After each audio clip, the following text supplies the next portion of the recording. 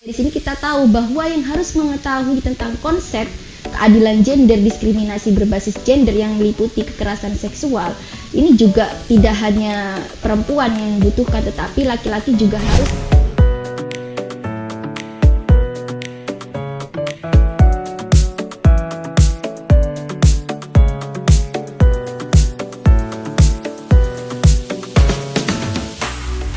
Assalamualaikum warahmatullahi wabarakatuh. Welcome back to my YouTube channel. Berjumpa lagi dengan saya Sinta Bella, tentunya masih di channel Sinta Bella. Setelah sekian lama aku nggak bisa ngevlog karena ada kendala teknis di media pengambilan gambar, dan tadi juga ada kendala sehingga aku harus alot banget dan baru bisa take. Oke, nggak apa-apa, aku nggak mau cerita soal kendala yang aku alami. Sekarang konten ini aku mau ngebahas sesuatu yang sebenarnya sudah aku tulis juga di blog, dan ini menjadi konten yang aku tulis skripnya sudah jauh-jauh hari sebelum ada kendala di HP ku, tapi tetap akan aku bahas karena ada informasi-informasi terbaru begitu guys. Mengenai apakah itu? Mengenai kasus pelecehan seksual yang terjadi di KPI Pusat. Nah, ini sudah aku tulis di blogku, kalian nanti bisa kalau yang suka dapat informasi dari baca, boleh lihat di blog, dan juga boleh lihat kronologi kejadiannya langsung di IG yang menceritakan tentang kronologi yang pertama mengakses tentang kasus ini gitu. Dan beberapa media juga sudah banyak memuat berita tentang kronologi kejadian ini. Nah, kenapa kemudian aku memilih untuk tetap membuat videonya? Karena pertama, kemarin ketika aku tanya ke teman-teman, salah satu adikku di organisasi, ketika aku tanya, "Dek, sudah baca tulisan yang sudah Mbak buat mengenai KPI?" "Amin Mbak, aku nggak suka baca." "Ya udahlah, oke, aku akan tetap buat video ini untuk memfasilitasi kalian yang suka memperoleh informasi by audio visual begitu."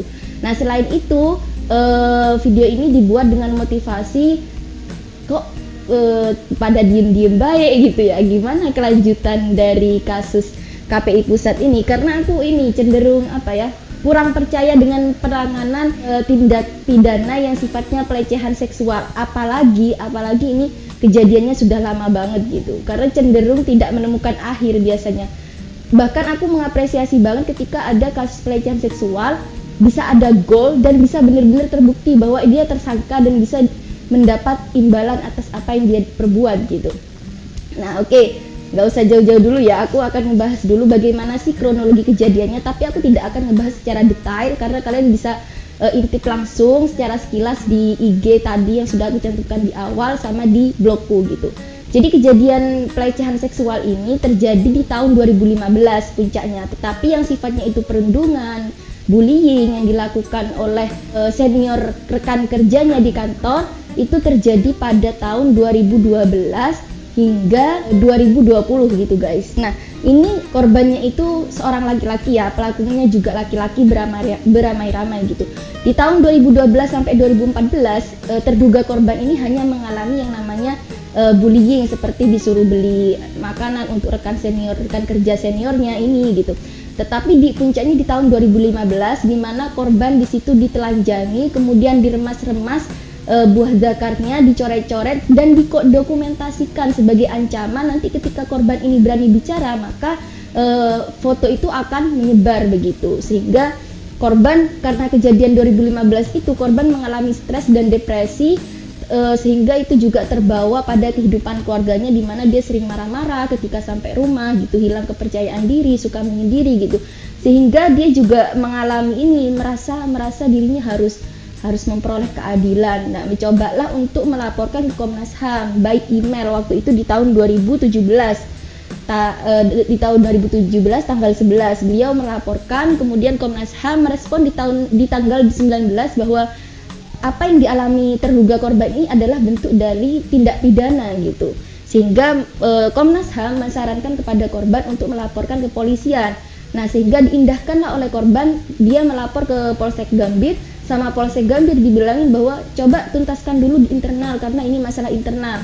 Oke, si korban mengindahkan juga sehingga dia melaporkan kepada pimpinannya di KPI. Kemudian dari pimpinan mendapat respon di mana korban dipindahkan di ruang yang lebih aman, di mana di situ tidak ada terduga pelaku sehingga lebih soft, lebih damai bagi terduga korban. Nah, tetapi sikap yang diambil oleh pimpinan KPI ini tidak kemudian membuat membuat para terduga pelaku ini jera untuk tidak terus membuli dan melakukan perundungan kepada terduga korban. Justru si terduga pelaku ini tidak mendapat tindakan apapun gitu, sehingga ini juga menjadi kondisi di mana korban semakin tertekan gitu, karena di luar jam kerja atau jam istirahat misal, terduga korban masih ada waktu untuk bisa bertemu dengan terduga pelaku gitu, di mana di situ kemudian terduga pelaku ini melancarkan lagi kejahatan-kejahatannya gitu, sehingga korban semakin stres dan kemudian melapor lagi ke Polsek Gambir di tahun 2020, tetapi lagi-lagi tidak mendapatkan respon yang indah gitu, sehingga korban mencoba untuk konsultasi sama teman-teman LSM dan juga pengacara, kemudian dia memberanikan diri untuk ceritanya, untuk kasusnya itu di sosial media, di IG tanggal 2 September. Nah, ketika sudah meletus tuh di media sosial, di publik, baru semua orang-orang yang berwenang tadi yang dihampiri oleh terduga korban ini mengambil sikap gitu, meskipun dari pihak kepolisian tidak langsung Polsek Gambir tapi langsung dari Polres yang menangani begitu. Dan itu aku nulis blognya juga, ya Allah, apakah harus viral dulu baru bisa ditangani? Karena kalau kita lihat ya di surat terbukanya si terduga pelaku di akun IG itu, dia menunjukkan surat ini kepada Presiden, kepada Menkumham dan juga Polri. Tetapi yang menjadi prasangkaku waktu membaca surat itu, si terduga korban ini tidak serta-merta menunjukkan surat ini kepada mereka tadi, tetapi juga kepada halayak umum, karena yang lebih memiliki kekuatan di sini itu adalah publik.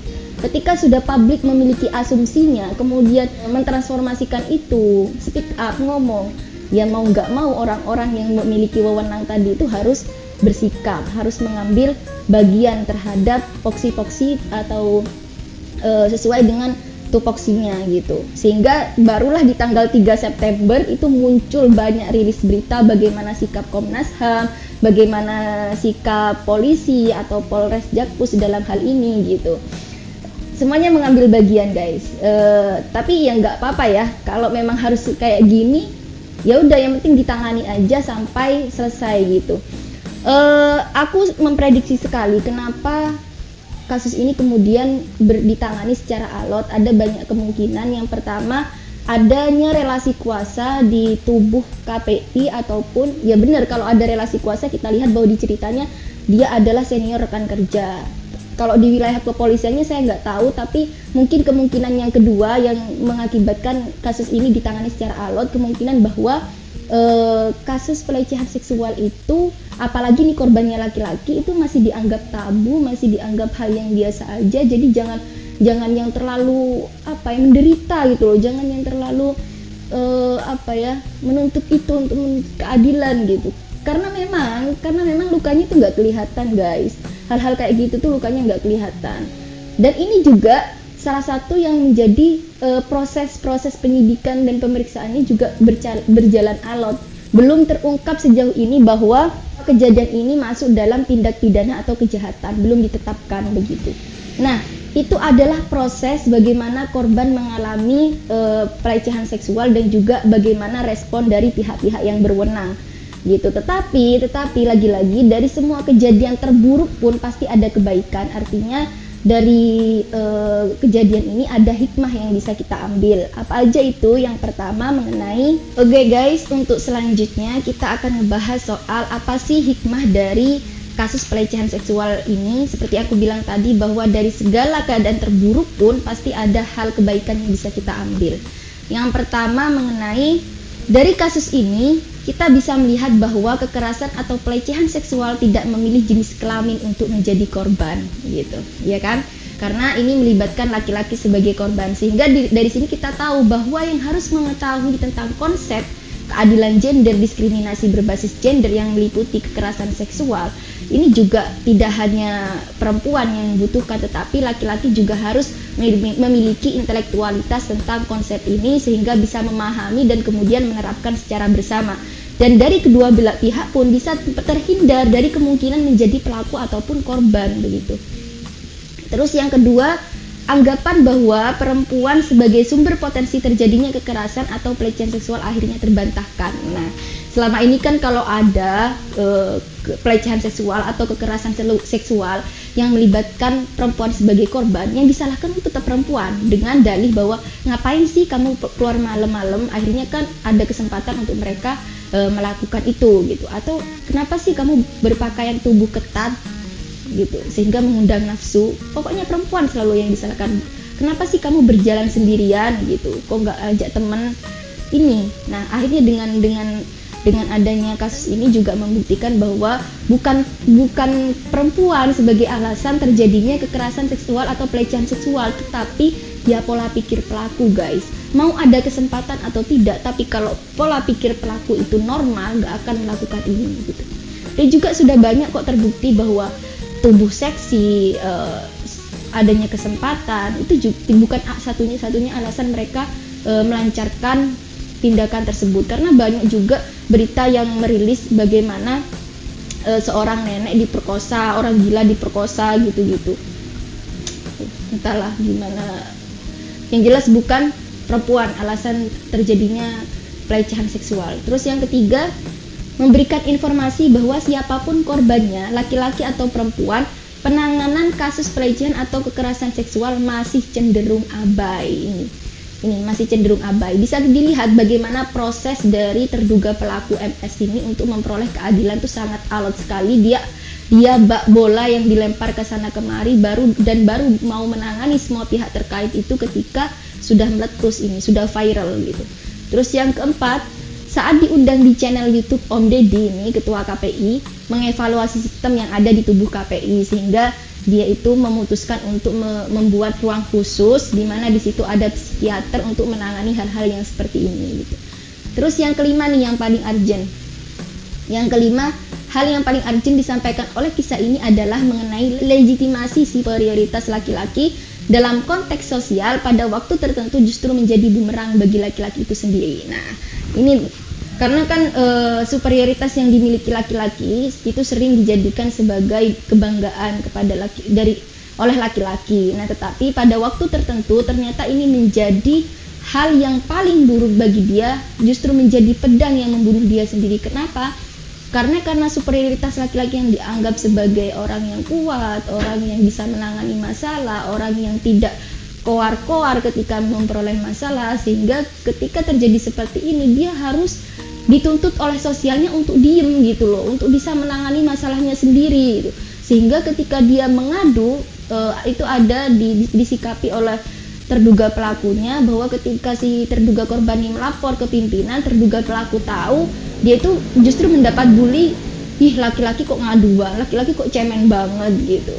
Jadi pada suatu waktu tertentu superioritas yang dialami laki-laki ini juga terjadi loh. Banyak teman-temanku yang mengatakan bahwa sebenarnya aku juga sedih, tapi cara kami beda untuk mengungkapkan itu gitu.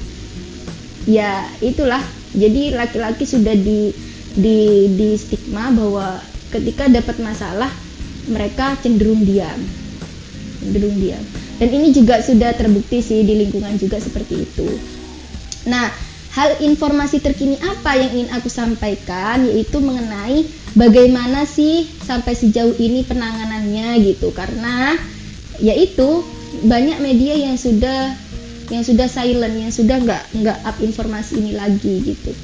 Maklum lah ya, pasti ada hal-hal terkini yang lebih hangat dan lebih sensasional untuk dibicarakan begitu. Nah, di pertanggal 22 September kemarin, polisi masih mengumpulkan alat bukti. Kapolres Jakpus Hengki Haryadi saat memenuhi panggilan Komnas HAM mengatakan bahwa untuk menetapkan menjadi tersangka 2 alat bukti, sekarang kami harus tentukan peristiwa ada atau benar atau tidak gitu. Kami harus buktikan, kami sekarang sekuat tenaga untuk mencari membuktikan memang peristiwa pidana. Kalau itu benar tindak pidana, berarti kita bisa tingkatkan penyidikan untuk mencari siapa tersangkanya begitu. Jadi sekarang masih dalam proses menentukan benar nggak terjadi peristiwa ini gitu. Karena sekarang masih statusnya terduga tak bersalah, artinya belum benar-benar ditetapkan bahwa kejadian ini terjadi gitu. Nah, hal ini menjadi call alot, menjadi lama prosesnya karena pertama menurut Hengki tempatnya itu sudah berpindah. Tempat kejadian itu sudah berpindah sekarang. Jadi kantor KPI yang dulu itu sudah dipindah, nggak lagi seperti yang sekarang gitu. Artinya kejadian di tahun 2015 itu sudah tempatnya di kantor KPI yang lama, tapi sekarang sudah pindah begitu. Nah, selain itu waktu kejadiannya sudah lama guys, tahun 2015 kan yang terjadi pelecehan seksualnya, dan ini baru ditangani di tahun 2021. Itu alasannya. Dan alasannya lagi kalau aku membaca itu karena mereka kesulitan cari barang bukti kan, karena memang sakit atau luka seperti yang aku dibilang di awal itu untuk korban pelecehan seksual itu bukan sesuatu yang bisa dilihat. Kita kegores itu ada luka, ada darah, ada bekas gitu. Tapi kalau hal yang seperti ini itu mempengaruhi psikis. Jadi pola pikir pelaku yang sakit gitu guys. Psikis pelaku yang sakit. Nah, sehingga mencari alat bukti itu susah. Nah, seperti yang kita tahu sejak tanggal 13 September polisi sudah komitmen untuk melibatkan Propam. Apa yang menjadi fokus Propam ini, yaitu memeriksa anggota polisi Polsek Gambir yang cenderung lupa terhadap kode etik dan disiplinnya gitu.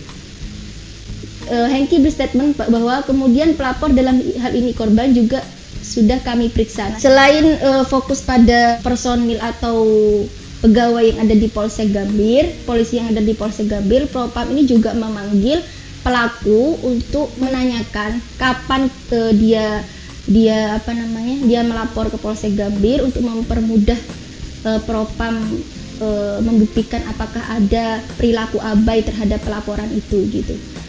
Tetapi saat ditanyakan, pelaku itu tidak ingat jam berapanya, tidak ingat siapa yang menerima laporannya, tidak ingat gitu. Sehingga ini juga menjadi salah satu kesulitan gitu.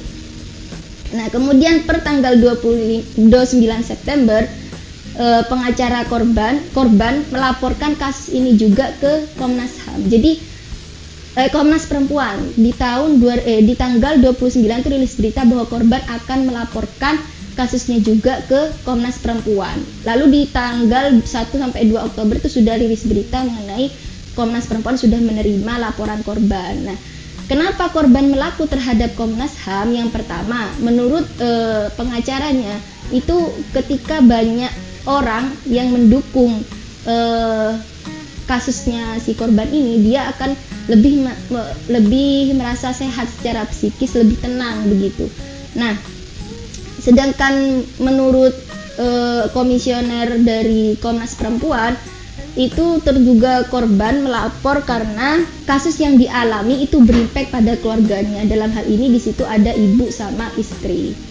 Nah, itulah guys mengenai kasus pelecehan seksual yang terjadi di KPI. Kita lihat saja nanti apakah ini akan menemukan akhir, akan menemukan ujung, apa akan tetap berjalan seperti ini saja.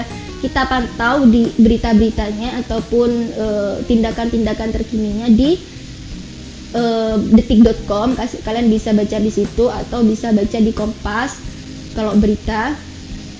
Karena kalau di YouTube itu juga yang muncul kayak Najwa Shihab, aku kan ngikutin, sudah nggak bahas mengenai ini lagi, tapi bahas informasi-informasi terkini. Itu ya kita tetap kawal, setidaknya meskipun apa yang kita suarakan tidak menentukan kebijakan, setidaknya kita bisa mendukung dari tetap mengupload berita-berita terkininya, dan juga atau bisa mendukung dari speak up kalian atau statement kalian di media kalian masing-masing. Artinya masalah ini masalah kemanusiaan, bisa saja suatu saat kita yang menjadi korban, atau naudzubillah kalau menjadi korban ataupun pelaku, naudzubillah semuanya. Maka mari kita sama-sama belajar, sama-sama mendukung adanya regulasi yang bisa menangani secara jelas tentang kasus-kasus pelecehan seksual dan juga kekerasan seksual. Karena dari semua rentetan mulai terjadinya permasalahan sampai sekarang penanganan itu nggak jelas, semuanya bagiku nggak jelas, buram, masih tanda tanya, masih abstrak gitu. Ya terbukti sejauh ini polisi belum bisa menetapkan bahwa ini benar-benar terjadi, ini benar-benar masuk dalam kasus tindak pidana, masuk dalam kejahatan. Sejauh tidak bisa dibuktikan, maka sejauh itu pun terduga pelaku tidak akan disikapin apa-apa, atau mereka tidak akan memperoleh ganjaran terhadap kemungkinan kelakuan atau perilaku yang mereka lakukan. Ya, aku juga masih ngomong kemungkinan karena masih belum bisa dibuktikan gitu guys. Artinya mari kita bersatu untuk tetap teguh melawan pelecehan dan kekerasan seksual. Kalian maupun laki-laki atau perempuan butuh tentang keadilan. Ini masuk dalam keadilan dan kemanusiaan. Terima kasih teman-teman. Semoga informasi ini barokah dan manfaat, dan mohon maaf juga kalau bacotku agak kurang teratur karena sudah lama juga nggak bacot di kamera sepanjang ini. Terima kasih banyak, semoga barokah manfaat. Bye bye. Akhiran ini, wassalamualaikum warahmatullahi wabarakatuh. Thank you very much.